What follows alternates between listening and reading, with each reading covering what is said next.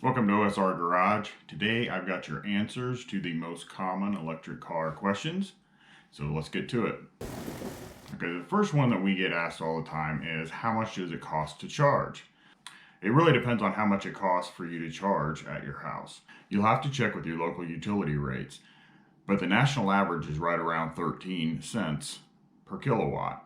So if you take the size of your battery, which we're going to use as an example, our ID4 battery, which is one of the most common batteries that is used in electric cars right now, is 77.4 kilowatts. And we're just going to round that down to 77 kilowatts. So if you take that 13 cents times the 77 kilowatts, that's going to come out to around $10.58. Now that's the charge from 0 to 100%. Most of the time, you're going to be charging in that maybe 30 to 80%, or charging from 50% to 80%. Now the difference is on DC fast charging when you're out traveling. The DC fast chargers that we most commonly use are the Electrify America. Electrify America charges at a rate of 43 cents per kilowatt or 31 cents per kilowatt if you're a member. So if we take the member rate of 31 cents and we multiply that by 77 kilowatts, that comes in at just under $24. And when you're traveling, most of the time you're going to be rolling in at 5 or 10%. You're just going to charge up as much as you need to get to the next station. Okay, so our next question is, how long does it take to charge? That depends on the charging speed of your home charger and the size of the battery in your car. So to make this a little bit easier, we're going to talk about miles per hour charging. On a 120 home outlet, it will charge at approximately 2 to 4, maybe 5 miles per hour. So you can figure if you have a battery that goes 240 miles or 250 miles, you can estimate that it's going to take quite a few hours to several days to fill that battery all the way up. Now, if you move up to a 240 volt, like a dryer plug, now that you're going to be able to increase from 9 miles per hour up to 40 miles per hour, and some even into the 60 miles per hour, depending on how you have your electrical system set up. Now, a 240 volt, most of those come in 16 amp, 24 amp, 32 amp, or the normal is 40 amp. Now, a DC fast charger will usually charge in less than 40 minutes from 5% to 80%. Okay, so how far can you go on a charge?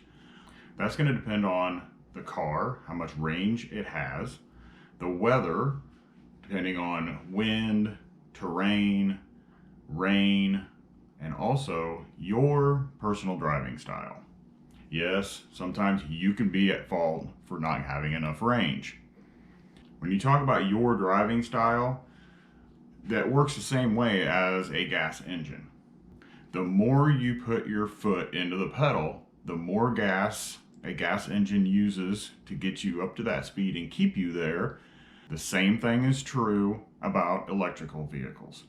The more you put your foot into that pedal, the more energy it has to use to get up to that speed as quickly as you want to be and drive at that speed. So that's where your part comes in. If you want more range, you have to drive more efficiently. Now, the EPA, when they rate their range, on the Moroni sticker, you can actually see a mile per gallon equivalent. So it's basically what the power that the electric car uses, they're putting it into an equivalent number of what a gas car would be.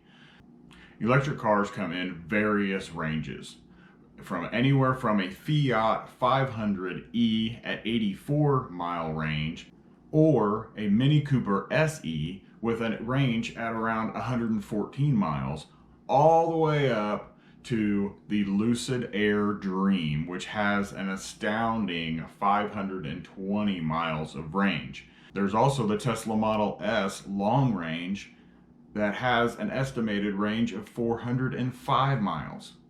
Now the average is right around 200 to 300 miles is going to hit your most normal cars and what most people are comfortable with. And that's going to be like the ID4 has a range of 240 to 260 depending on its configuration. The Kia EV6 has an estimated range from 280 all the way up to 310. And then you've also got the Ioniq 5. The Ioniq 5 that has a range of around 260 all the way up to, I believe, just over 300. There is a lot of variety out there. You just have to choose the one that works for you.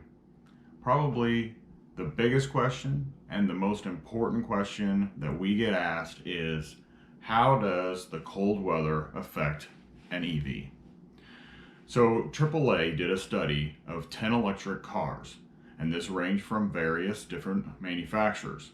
And what they found out was in 20-degree weather, the cold battery could cause an estimated range loss of 10 to 12%. So then what they found was using the climate control to keep the cabin at a reasonable temperature, that could also result in range loss, and for a total range loss of up to 40%. Now, some EVs come equipped with heat pumps, which help regulate the temperature of the batteries and the cabin, and really reduces the amount of range loss that you have, especially if they're equipped with preconditioning.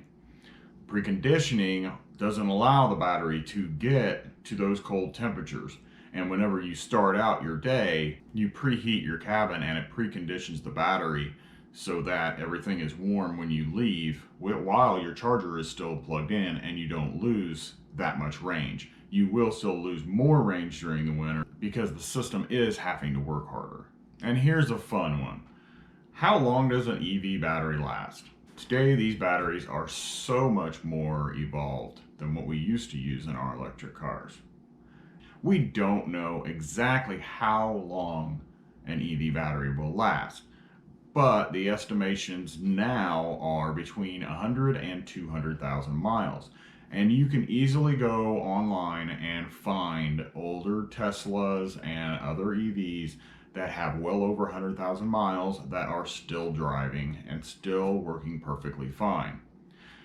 The federal government has noticed that most people don't keep their cars much longer than 8 years. Some do, but most don't. And I would even say that most of them are pushing maybe 5 or 6 years, and that's about the limit. So what the federal government has done has decided that all manufacturers have to give a warranty on the electric batteries of 8 years and 100,000 miles. That's a minimum. It has to be a minimum of that. I've seen a lot of them that have been 10 years and 100,000 miles. And there's some that even go beyond those measures, like Hyundai. Hyundai, with their Kona EV, has a lifetime electric battery. I hope that answers some of your questions. Leave some comments down below if you have any other questions that you want answered in a future video, and I will see you later.